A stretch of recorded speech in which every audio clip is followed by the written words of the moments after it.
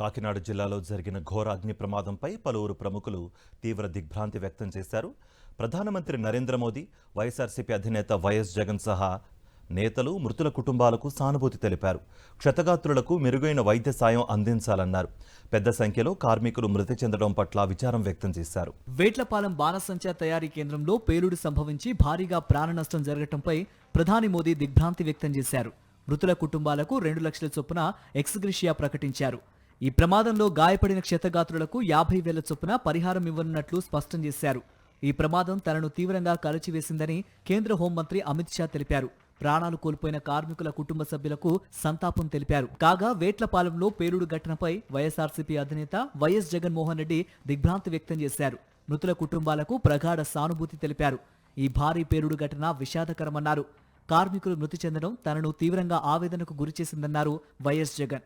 గాయపడ్డవారు త్వరగా కోలుకోవాలని ఆయన ఆకాంక్షించారు. బాధితులకు అత్యుత్తమ వైద్యం అందేలా ప్రభుత్వం తక్షణ చర్యలు తీసుకోవాలని కోరారు. బాణాసంచా తయారీ కేంద్రం ప్రమాదంలో భారీ ప్రాణ నష్టం జరగటం బాధాకరమని ఎంపీ మిథున్ రెడ్డి పేర్కొన్నారు. ఇక ఈ ప్రమాదంపై తెలంగాణ ముఖ్యమంత్రి రేవంత్ రెడ్డి తీవ్ర దిగ్భ్రాంతి వ్యక్తం చేశారు. ప్రమాదంలో కార్మికులు సజీవ దహనం కావటం బాధాకరమన్నారు. ఈ తరహా ఘటనలు పునరావృతం కాకుండా చర్యలు చేపట్టాలన్నారు. మరోవైపు వామపక్ష పార్టీల నేతలు అగ్ని ప్రమాద ఘటన పట్ల విచారం వ్యక్తం చేశారు. మృతుల కుటుంబాలకు మరింత భారీగా ఎక్స్గ్రేషియా ప్రకటించాలన్నారు.